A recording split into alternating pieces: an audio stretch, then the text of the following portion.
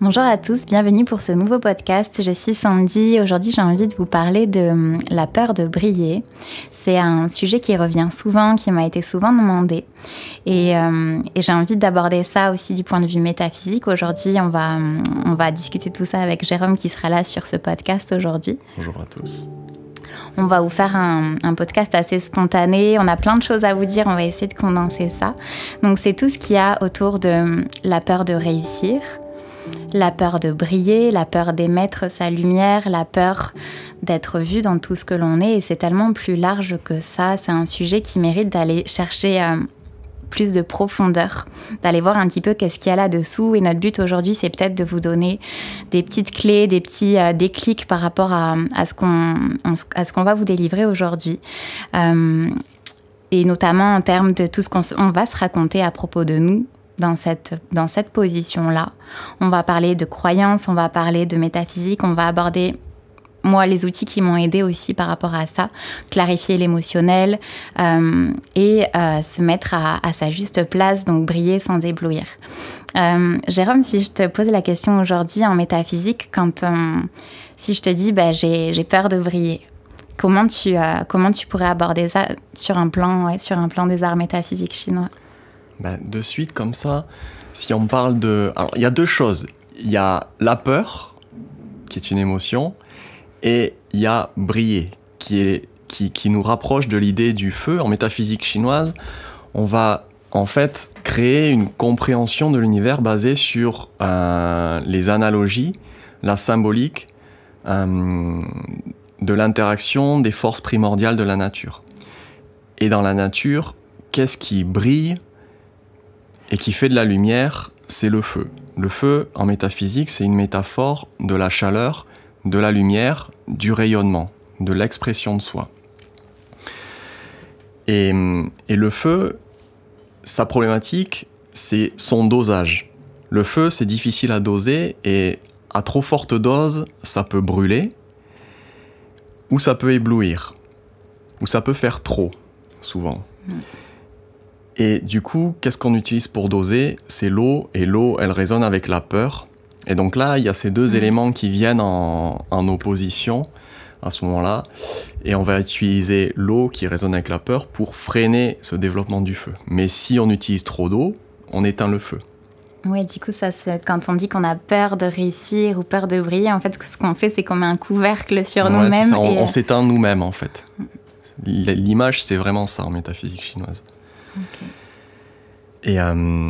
Et du coup, cette métaphysique chinoise, elle nous permet d'avoir une lecture de l'univers à travers ces interactions des éléments, et elle permet de créer des outils comme le Bazi, comme le Feng Shui, qui vont justement, à travers cette compréhension de l'univers, de créer des outils qui vont nous permettre justement de nous positionner de façon la plus juste pour nous, de mieux nous connaître, et de mettre en place des actions adaptées pour optimiser tout ce qu'on veut créer, en fait.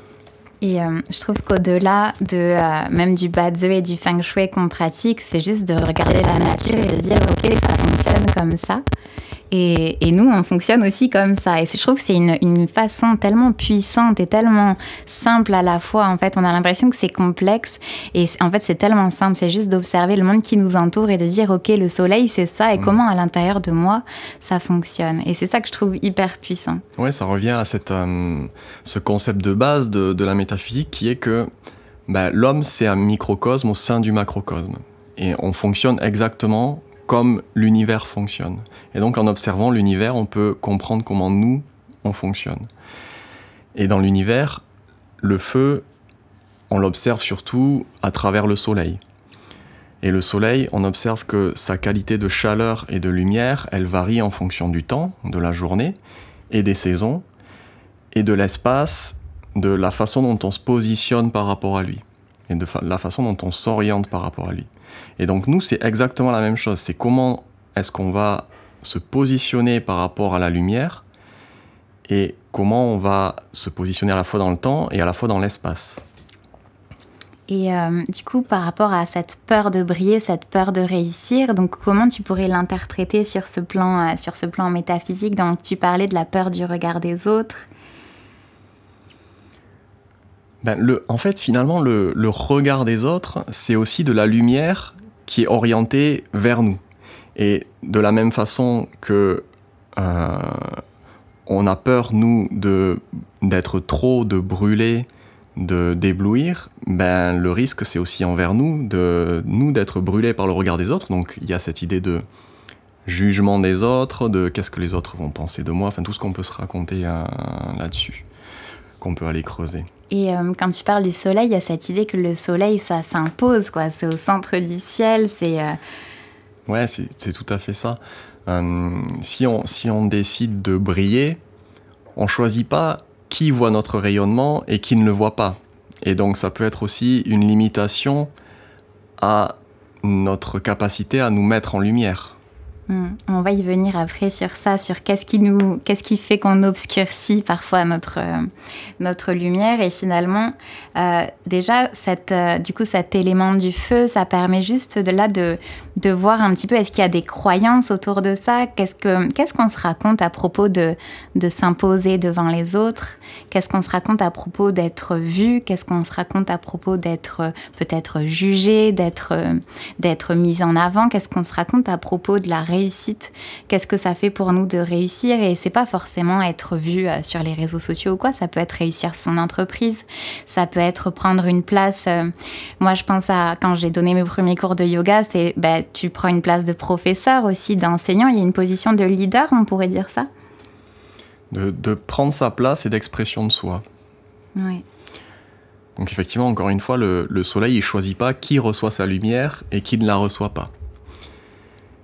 Et donc, s'il y a des personnes où on ne désire pas qu'elles reçoivent notre lumière, oui, on peut choisir d'obscurcir sa lumière, mais on l'obscurcit pour tout le monde à ce moment-là.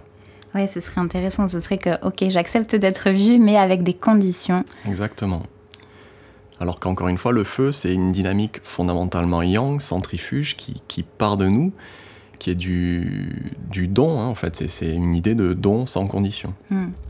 Et du coup, déjà, c'est d'observer ce que l'on se raconte à propos de ça.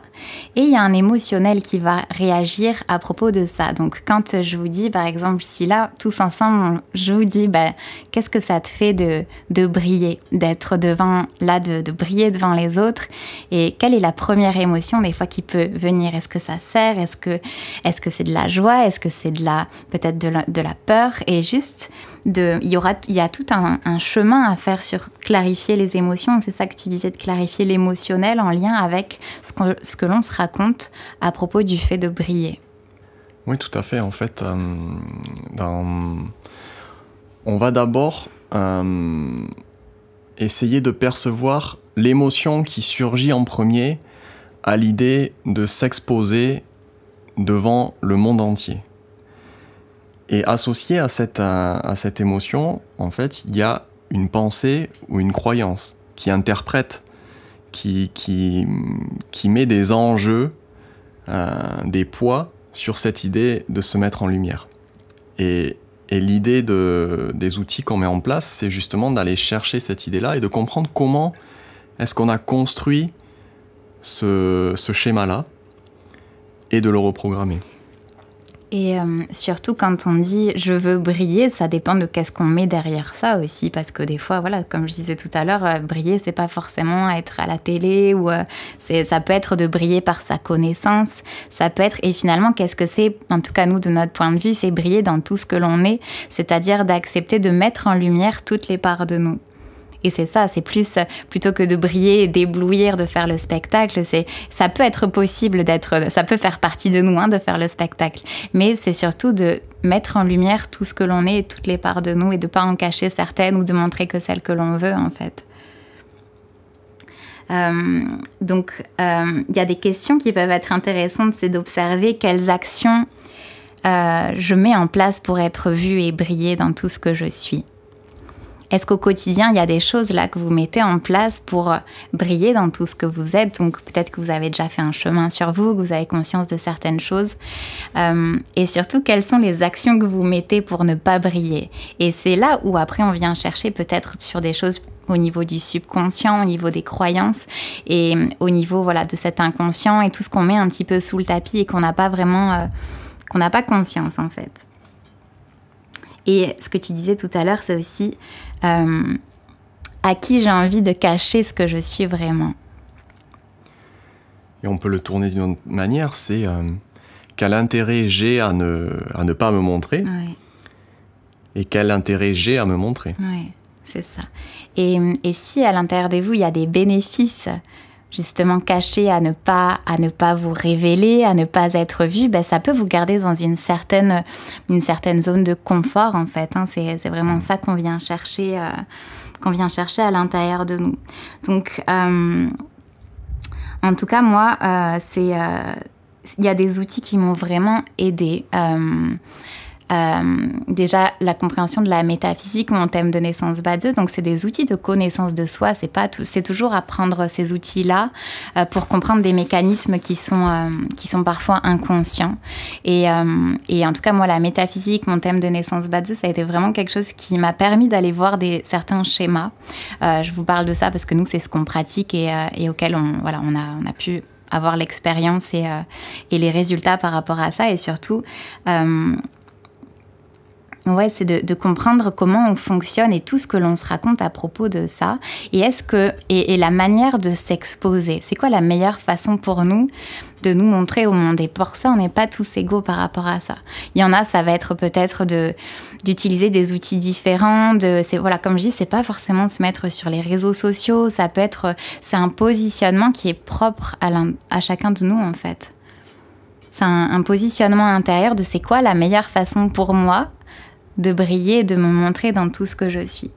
Donc la métaphysique chinoise, moi, ça a été vraiment un outil qui m'a vraiment beaucoup aidée, que j'adore, auquel je me passionne et je crois qu'on apprend jamais tout. Donc c'est quelque chose qui m'a énormément aidée. J'ai toujours fait confiance à mon intuition, donc assez tôt, je savais qu'il fallait utiliser les réseaux sociaux, notamment pour développer mon entreprise, pour développer Sandy Océane. Je savais qu'il fallait que je me montre. C'était assez intuitif au début, sauf que c'était quelque chose qui n'était pas du tout facile pour moi. J'avais beaucoup de croyances autour de les réseaux sociaux, c'est superficiel, on ne peut pas y mettre de la profondeur. J'avais beaucoup de croyances autour finalement de la superficialité, autour de tout ça. Et donc c'était d'aller voir un petit peu en moi pourquoi je me racontais ça, de comprendre comment observer avec sincérité ce que l'on est à l'intérieur de nous. Et ce travail de croyance, on peut l'utiliser par l'écriture. Le journaling, c'est quelque chose que je pratique beaucoup. L'écriture, d'aller se poser les meilleures questions possibles, en fait, et surtout d'aller regarder en nous tout ce que l'on n'aime pas. Parce que, comme on disait tout à l'heure, c'est d'accepter de montrer au monde tout ce que l'on est. Et souvent, on montre que les facettes lisses, les facettes que l'on préfère. Et à partir du moment où on obscurcit certaines parties de nous, donc il y a 1 milliard de raisons pour lesquelles on ne les aime pas. Il faut aller voir dessus par un travail adapté. Donc, ça peut être en consultation, ça peut être un travail sur les croyances, de reprogrammation au niveau subconscient, ça peut être de l'écriture. Il y a la façon qui vous correspond. Mais c'est d'aller voir à l'intérieur de nous tout ce que l'on n'aime pas, de pacifier notre relation avec ça, pour qu'ensuite, quand on est face à tout le monde, en fait, on s'en fiche de ce que les gens y pensent de nous. Parce que nous, on a été voir, ok, je suis comme ça, et aujourd'hui, je décide de me montrer dans tout ce que je suis. Donc, la partie-là que j'aime pas, parce que vous allez voir que si les gens y voient ce que l'on n'aime pas de nous, c'est comme ça. Les gens, ils vont voir ce que l'on n'aime pas de nous. Donc, si nous, on va pas voir le truc, les gens en face, ils vont nous renvoyer ça. Genre, oh, tiens, regarde ça. C'est comme si ça allait appuyer sur nous. Donc, à partir du moment où on fait le travail de s'aimer dans tout ce que l'on est, essayer d'aller voir toutes les parts un petit peu obscures, toutes les fois où on n'aime pas ce que l'on est. Et ça, c'est un travail qui demande du courage, qui demande de la sincérité, de l'humilité, de beaucoup de douceur envers soi, parce que c'est pas agréable d'aller voir tous les schémas où on n'est pas la personne qu'on idéalise. Ouais, qu'on idéalise surtout. Donc, ça demande d'aller voir ça avec sincérité, honnêteté et beaucoup d'amour pour soi. Une fois que vous allez voir ça, que vous mettez la lumière sur tout ce que vous êtes, ben là, vous pouvez juste être là dans vous-même. Et ça demande de laisser tomber le démon de la perfection. Ouais, c'est ça, le démon. Et ça, c'est difficile aussi. Ouais, c'est ça. Et ce fameux démon de la perfection, je pense qu'il y a quelque chose qui m'a aidé aussi à surmonter ça. Je sais que beaucoup d'entre vous, vous êtes concernés aussi par ce truc de vouloir être parfait dans tout ce que vous faites. À un moment donné, je faisais des posts sur les réseaux je doutais, des fois. Et à un moment donné, il y a des gens qui m'ont dit « Waouh, ce que tu partages, ça me fait du bien. » Et j'ai eu plusieurs fois des gens qui me disaient « Bah ouais, là, ce truc-là, ça a résonné au bon moment pour moi. J'avais besoin d'entendre ça. » Et en fait, ce qui s'est passé, c'est que j'ai compris que ça faisait du bien aux gens, que ça pouvait permettre de les faire avancer sur leur... Voilà, de donner quelques... C'était juste comme ça, c'était naturel et ça faisait du bien aux gens. Et des fois, dans les accompagnements, je parle de cette conscience de princesse, c'est-à-dire avec beaucoup d'humour pour nous, mais c'est OK, j'ai peur d'être jugée, j'ai peur qu'on me critique, j'ai peur de ça. Et en fait, quand vous êtes dans ce truc-là, mais vous pouvez pas contribuer, vous pouvez pas donner tout ce que vous avez à donner aux gens et ça peut servir à tellement de monde, en fait. À l'intérieur de nous, il y a toujours des talents, des compétences, des choses assez dingues en chacun de nous. Et d'obscurcir, de mettre ça dans une petite boîte, c'est priver le monde de tout ça. Oui, puis il y aura toujours des gens qui vous jugeront et qui vous critiqueront, du coup. Donc, c'est de comprendre pourquoi le jugement et la critique a un tel poids sur nous. C'est ça. Et d'aller regarder ça et de le déprogrammer d'accepter que, tout le monde pense différemment, il y a des gens qui vont juger, qui vont critiquer, mais ça parle pas de nous, en fait. Ça parle juste de leur perception des choses à eux. Si vous prenez une salle de spectacle, il y aura peut-être, si on prend 10 personnes dans une salle, il y aura peut-être 3 personnes qui vont vous critiquer, qui vont détester ce que vous allez faire. Et par contre, ça va peut-être contribuer à toutes les personnes, tout le reste des personnes qui vont être là dans la salle, en fait. Donc, à partir du moment où vous savez qu'il y aura toujours un petit groupe pour dire ce que tu fais, ça me parle pas, mais c'est OK parce que ça résonne pas avec eux, c'est pas ce qu'ils ont besoin d'entendre à ce moment-là. Votre énergie, elle correspond pas à ce qu'ils viennent rechercher. Par contre, il y a tout le reste, tous les autres personnes qui vont être là pour aller chercher ce que vous avez à donner, en fait. Donc, c'est vraiment de se positionner à l'intérieur de nous, de faire lâcher, voilà, comme je disais tout à l'heure, ces petits tips de conscience de princesse, des petites choses qui, finalement, c'est tellement petit par rapport à toute la grandeur que vous pouvez donner, que vous pouvez impacter tellement de gens avec tout ce que vous avez. Il y a aussi l'idée du placement. D'où on se place pour donner. Et à un placement donné, on va avoir un public différent. Et ça me fait penser à un post que j'ai vu passer sur les réseaux. C'était un violoniste qui joue dans des grands opéras et qui a fait une expérience, c'est-à-dire que il est allé dans un métro avec son violon et il a joué toute une pièce. Et ce qu'il disait à la fin, c'est que, voyez, au final, je suis un grand violoniste et je joue devant des milliers de personnes qui paient des centaines et des milliers d'euros pour venir me voir. Et si je me place au mauvais endroit et que je fais exactement la même chose, avec le même talent, avec la même envie, et bien finalement, je fais 30 euros et les gens me regardent même pas quand ils passent à côté de moi. Ouais. Et ça nous fait penser des fois que peut-être que c'est pas ce que nous sommes et ce que nous faisons, c'est peut-être juste notre placement. Oui, complètement. C'est vraiment cette idée de positionnement, ce qu'on disait tout à l'heure. Est-ce que tu as d'autres choses à rajouter par rapport à ça? Donc, on parlait des outils qui peuvent aider à tout ça. Donc moi, je vous parlais de ces outils de métaphysique, le thème de naissance Badze, qui est un super outil de connaissance de soi. On n'a pas assez abordé la clarification émotionnelle. Ce qui est intéressant, c'est que vous allez, peut-être, ça va toujours rester des fois un peu en nous. C'est des schémas qui sont bien ancrés et bien profonds. Par exemple, on parlait du démon de la perfection tout à l'heure. C'est des schémas qui sont bien ancrés en nous, mais par contre, l'émotionnel qui va être déclenché quand, par exemple, vous prenez la parole pour quelque chose, ou vous vous mettez dans une situation d'être dans cette lumière-là, il n'y aura plus les émotions qui vont venir obscurcir tout ça. Et le fait de travailler l'émotionnel, donc pour ça, chacun trouvera sa technique. Moi, je sais que j'aime beaucoup le breathwork, ce qu'on vous propose dans les stages, les body and soul. Toi, tu utilises beaucoup les méthodes de cultivation personnelle, de méditation aussi. Et d'aller, comment dire, je dirais pas gérer ses émotions, mais c'est juste de ne plus se laisser mener à la baguette par nos émotions de peur, de doute, d'anxiété. C'est juste de comprendre qu'on peut se placer. En fait, on peut apprendre à naviguer avec tout ça en nous et se placer au bon endroit, au bon moment pour émettre tout ce que l'on est. Est-ce que tu as d'autres choses à rajouter à propos de tout ça ? On a oublié peut-être de parler de...